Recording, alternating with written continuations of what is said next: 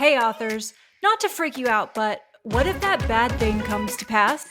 Could you be okay anyway?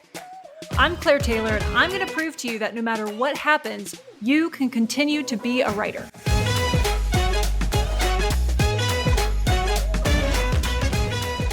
Welcome back to another episode of What If for Authors. I'm so glad you're here. My name's Claire Taylor, and I'll be your host, your guide, your Virgil through the 9 circles of hell and back out again as we ask the scary question and then answer it to discover that you're going to be okay. It'll be fine. You're great. Besides being your Virgil, I'm an author of a bunch of satire and mystery books. I created and run FFS Media, and I'm an Enneagram certified author coach. Woohoo! I also realized that I am coming up on 9 years since I told my 9-to-5 to suck it and then started working for myself full time. My last day working there was May 29th, 2015. Oh, 2015. We were so naive back then. It was early May when I decided I was going to leave because I got tired of being the lowest paid person in the office despite doing most of the work for the directors who didn't know their asses from a hole in the ground. Totally separate story. So I had laid out everything that I'd been doing for the last year for the CEO. And I was like, this is the role I want you to create for me because I'm already doing it. I'm just not getting the title and not getting paid. And he said, that's good to me. Let me run it by the COO. And then she shot it down and blamed it on the board of directors. So I don't know. She hated me for whatever reason by that point. But I do think about how my rage in those moments around getting shot down and in the days following, I do think about how that rage, while perhaps admittedly a little outsized in the moment, it was this great catalyst for me to get more in alignment with what I really wanted to do, which was work for myself and be an author full time. So that anger came from a betrayal. So I had a long history with the COO, but basically she used to be a mother figure to me growing up. So that anger was calling me to take action. That's what I really like about anger. As an Enneagram 1, my main work is to examine my vice of anger in all its forms. So yeah, I think about anger a lot. I used to repress it and pretend I wasn't angry, but I don't do that now. I try not to. And I recommend that anyone listening try not to just swallow down the anger and rage. That's no bueno. So relating to anger, I sort of split anger into 2 varieties. So there's healthy anger that points us toward right action. So maybe that's the anger that causes us to stand up to a bully or engage in local activism or, set a boundary that needs to be set or express to someone that they've hurt us or someone else. That's what anger can inspire us to do. It can give us a little bit of a physical energy to go and do that sort of hard or scary thing. And then there's whatever anger is left over after you've taken all the right action you can think of. And that tends to be unhealthy anger. And it comes from things like, internalized sense of entitlement or perfectionism or insecurity or these other little things that are really happening mostly inside of us. Stories that we have internalized where we're just going to be angry all the time if we don't address those stories. So when I feel anything in the anger family of emotions, contempt, annoyance, frustration, irritation, obviously rage, I now like to pause and ask what right action I'm being asked to take by that sort of fiery feeling. And if the anger is not asking me to take any clear and useful action, then probably I just need to deal with my own shit because I have some expectation of the world that's unrealistic and sort of causing that disconnect and that frustration. Anyway, I should talk about today's question. I think it's a good one. And of course, I'm biased because I picked it, but this is one I hear a lot. So I think it's great. Today, we're going to ask this question. What if I've tried everything? The implication is that if you've tried everything and nothing's worked to get your author career to where you want it to be, then what next? I've tried everything. Do I just give up? So this sentiment falls into likely the frustration category for most people, which is my wheelhouse, as I mentioned. Great news, though, and this may be a little bit of a spoiler, but you haven't tried everything. If you feel like you've tried everything, spoiler, you have not tried everything. You will never get to the point where you've tried everything. You might get to a point where you feel like you've tried everything you can think to do that fits within your set of rules of what you're allowed to do, but that's not everything that's available to you. So let's talk about that because the Enneagram has so much to say about it and it's all good news. I'm going to do a very brief little primer on the Enneagram first because a lot of people think they know what the Enneagram measures and how it works, but they haven't necessarily studied it deeply. So if that's you, this is no shade to you. You're busy. You have other things in your life, which is why you're listening to me right now. So I can pump facts straight into your ear holes real quick. So let's do it. Each Enneagram type is built on a single core fear and core desire pair. So this is how you know what type you are, what your core fear/desire are. These two are flip sides of the same coin. So if you're an 8, an Enneagram 8, your fear is to be harmed or controlled, and your desire is to be independent and strong. You can see how those are the same things from opposite angles, right? Now, for the core fear desire, which together form what we call the core motivation, these patterns of thinking, feeling, and doing arise. To oversimplify a lot, I hate to do this, but I understand it helps sort of grasp the concept at the start. But to oversimplify a lot, if you're an 8 who doesn't want to be harmed or controlled, your attention is going to narrow in on threats to your autonomy and independence. So that attentional pattern means that your thoughts will naturally drift towards power dynamics. You may tune out feelings that make you feel vulnerable. And your actions will mostly be bold and done despite what anyone tells you to do. That sort of sketches a picture of the 8 for you right there, doesn't it? Of course, if you're at 8, you're thinking, I'm not that simple, you don't know me. And I get it. I'm not trying to control you with this knowledge 8. So the pattern of thinking and feeling and doing, those patterns relate to our type, and they start at a very young age. So you can usually spot them back to about 3 or 4 years old when we start having a personality. Whether it's nature or nurture, that's, sort of the question that no one could ever really arrive at. What is nature? What is nurture? So I don't think it's important. The point is that you have one type your whole life, and it usually starts to set in at 3 or 4. But basically, those patterns have a lot of time to dig their heels into our lives before we get to the point where they really stop working for us. And we have to call a timeout and start doing this work to look at them, to see how these patterns that seemed like they were really helpful have now kind of built a prison for us. So by the time we get to that point, these patterns are pretty well established inside of us. So essentially, these patterns getting dug in means that they've created very strong neural connections in our brains. We've created neural pathways that when this stimulus happens, this thought about the world is a response, or this emotion is a response, or we do this action. We will default to these patterns before we even realize we're defaulting to them. That's how subconscious and sometimes unconscious they are. So doing Enneagram work is all about rooting out those patterns and trying to establish some new options for ourselves by experimenting with new thoughts, feelings, and actions, and creating some new neural pathways for our brain. So do you know what that means? It means that the Enneagram work leads us to see more options. More options. You haven't tried everything. You're not out of options now. Woohoo! The Enneagram type, sometimes called a style, is also referred to as a lens. So before we start unpacking these patterns, and that's something you can do through other processes like therapy, reading about psychology and sociology and so forth. There are other modalities that can help you start to see your patterns. But before we start seeing and unpacking our established patterns, we're essentially walking around with blinders on. So our field of vision, and this is a field of vision for what is possible, what we, as we know ourselves, do or can do or think or feel, that field of vision is incredibly narrow. We also tend to assume that everyone is working with the same lens as our own. So when people act based on different core motivations, it can be shocking, enraging, confusing, depressing, or it can just be really scary to us. So we sense that something is different between them and us, something very fundamental, but we don't have the language, the understanding to name it.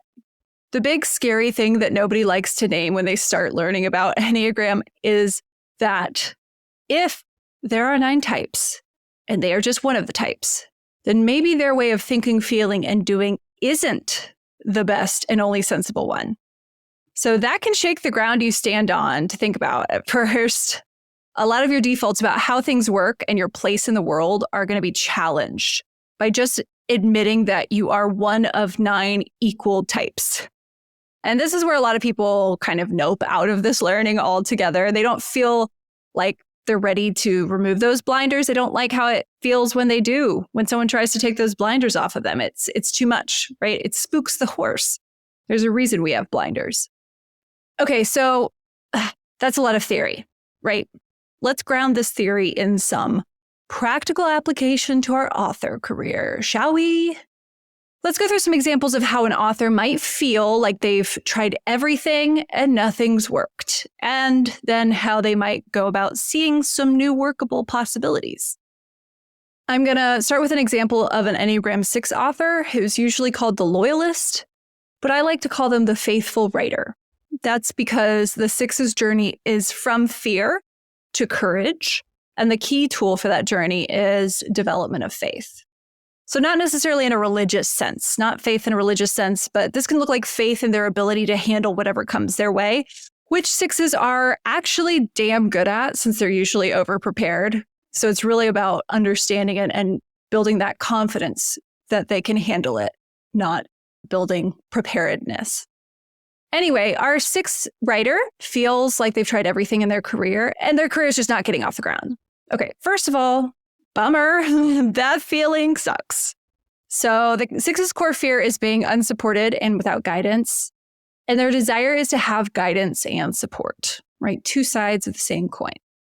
The problems arise when the 6 starts trying to do the thing that we all do, which is seek what can only be found internally from the external world. So they're trying to find outside guidance to listen to because they've lost trust in their inner authority and guidance, that inner guiding voice. The 6s start to lose touch with it, and then they end up in all this doubt and fear because they feel kind of unmoored. It can be very disruptive to live life as a 6. I have a lot of compassion for the 6s out there, but also we need you 6s. We need someone to point out the risks involved in things and slow things down and make us think about things in a practical sense. Okay, so the 6s are trying to find that outside guidance because they have lost touch with their inner guidance. But the problem with trusting someone else to be your guidance and support is that it gives them easy access to betray you or pull that support out from under you. So this reality can cause a 6 to live in a state of hypervigilance about their social connections and their resources and so on. Just general hypervigilance about what could happen. So here's where I'd start to poke around from my position as a coach. So with a 6 who thinks they've tried everything, there's probably a lot of great options that the 6 is scared to try and can't imagine themselves trying, feels unprepared to try. So probably the 6 already knows what those options are in their gut, but has stopped trusting their gut. So I might ask the 6 what options they could see for someone else in their position, or I might encourage them to ask what someone who seemed incredibly confident and brave might try, right? Just to start sort of engaging in that imagination. It can be really helpful to get outside of her own sympathetic nervous system to start imagining. And there's really nothing better than a call to curiosity to help us expand our options, right? Curiosity is a really nice antidote to fear and anxiety, because fear and anxiety is sort of like something bad will happen. And curiosity sort of flips that and goes, well, I don't know what's going to happen. I wonder what will happen, right? So we're already taking a little bit of that negative edge off. The 6 may not be able to execute on any of the options they come up with for that, imagined courageous person until they themselves do some work on their doubt and these sort of hyper-arousal patterns of hypervigilance and anxiety. And that's okay. The six doesn't need to jump into things. What a lot of people will advise sixes to do is to just rush towards the thing, right? Just go for it. No, not just go for it, sixes. Don't worry. I'm not going to be like, just face your fear and just run toward it. That is not great. There's this window of tolerance that we have, which I can talk more about it later, but basically, we want to stay within our window of tolerance and we can expand it through curiosity, but really just jumping outside of it is just going to traumatize us. So like if you just go for it and things don't work out really well, you're just going to be less likely to push those sort of limits for yourself, cautiously, but gently push those limits for yourself. So we don't want to do that. Don't worry. What we want to do is just acknowledge that the six can see some options for other people. It's still progress to simply see that those options are there, even if the six can't yet see themselves doing that, right? That seed of curiosity is still planted. And if the six waters that seed, it'll grow. So when we're looking to try new things, it's super helpful to start small and frame it as an experiment. An experiment is premised on the idea that we don't know what will result. And so in reality, we're kind of always experimenting. We may believe we know what the result will be. We may have a pretty good guess. Our guess may follow previous patterns, but we never really know what the result will be. So living life in sort of this experimenting phase can be really helpful. It can keep us from getting stuck in our patterns. But essentially with an experiment, you're forming a hypothesis, right? So we all have this hypothesis of what we think will happen. But then we run the experiment. And if it doesn't turn out the way we thought it would, that doesn't mean it's a bad experiment. It means we have more information. And more information, especially for a six, can mean more security and guidance. You know more now, right? You're more informed. That can be a sense of security. So it may feel like you're back to square one if your experiment doesn't go as planned, but you're not. You have information that you didn't have before. You're smarter now, you're wiser, you're better informed. And so maybe the next experiment will work out better as a result. Activate that curiosity. Maybe this will be better. Let's see. Do I have time to talk about one more type without losing the attention of the six drunk authors at my table? Maybe. Let's try it. Okay, so with the type 4, sometimes called the individualist, but who I like to think of as the authentic writer. I think the authenticity is so central to not only the gifts of the 4 as an author, but some of the problems that the 4 runs into. Let's talk about it. So a 4 thinks they've tried everything and nothing has worked. Okay.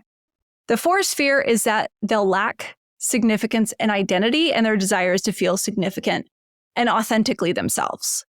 So the 4's tight grip onto this idea of authenticity is what usually causes the blinders to the options for getting their books in the hands of readers, right?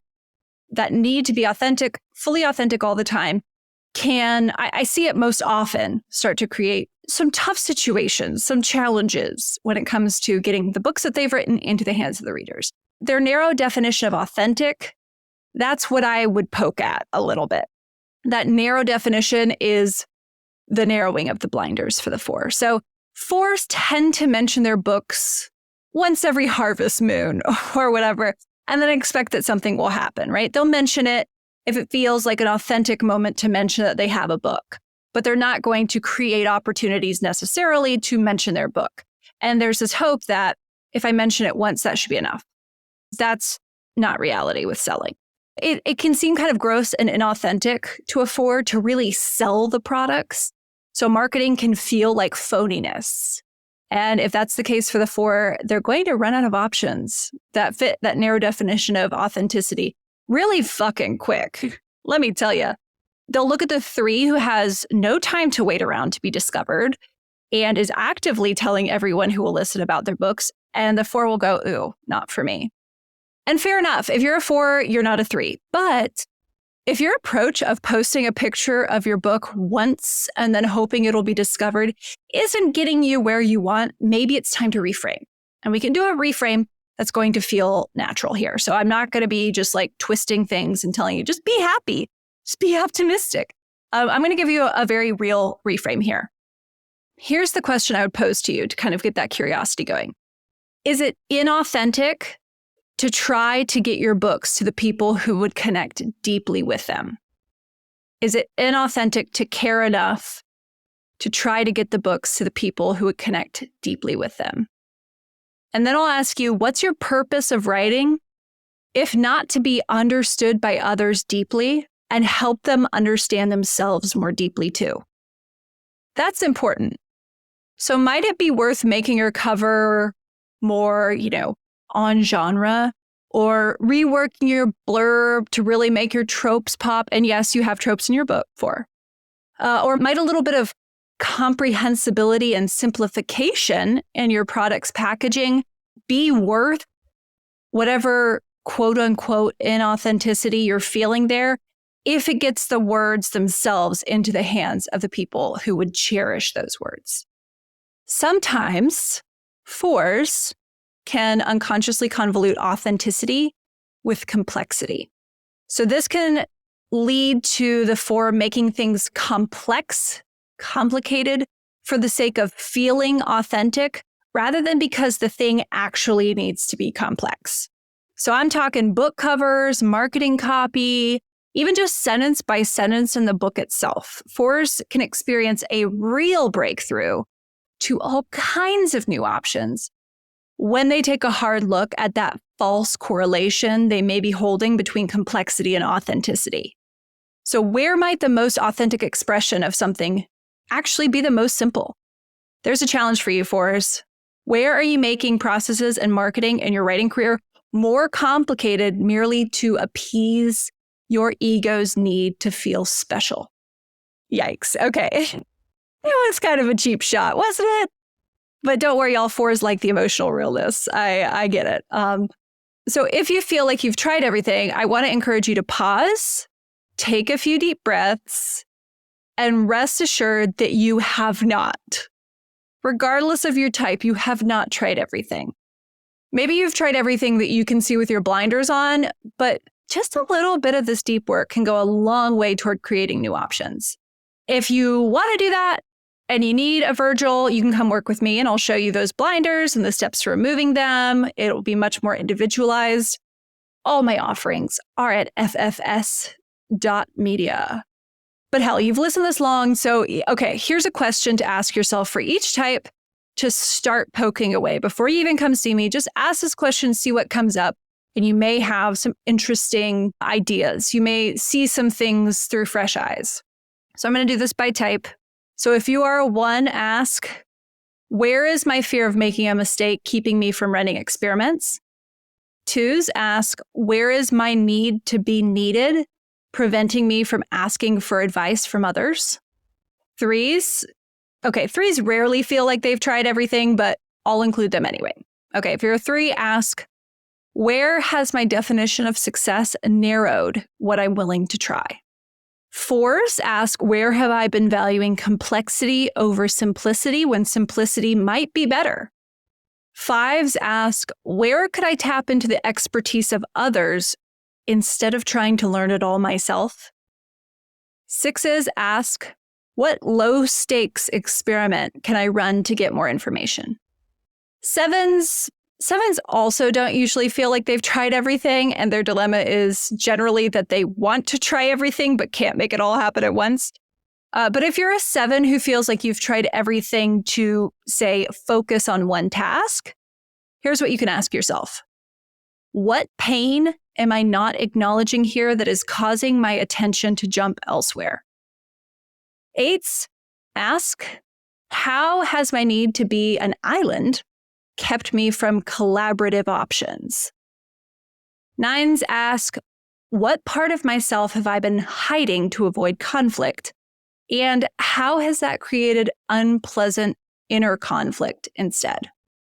On that last one for the 9s, my hope is that the 9 gets a little pissed off thinking about how the world doesn't feel safe for them to show up in fully, because 9s are in the anger triad, but they fall asleep to that anger. So waking up to it is how they start to connect with their type's virtue of right action. Again, some anger is healthy. Anger is in 9s, whether they see it or not. And if they don't see it, then it just kind of sneaks around and fucks with their physical, emotional, and mental health. So 9s, it's time to root it out. All right, that brings us to the end of this episode. If you feel like you're out of options, you're not. It might take a little work on the inside to be able to see those other options, but I promise it's worth it. A little bit of poking can lead to a revelation, which I think is pretty rad. So if you want to go a little deeper on this, I do offer a 5-week course called The Liberated Writer. And I also offer a Liberated Writer retreat each year for like a small number of authors, people who are fed up with their existing patterns and want a safe and supportive place to reset and try some new things on for size. Or you can book an author alignment with me. If you're not even sure what your Enneagram type is yet, reach out to me and we can get you set up with an IEQ 9 assessment, which is the most accurate one available and will immediately tell you a heap about yourself. So thanks for joining me as we asked and answered this question together. I look forward to talking at you again in the next episode of What If for Authors.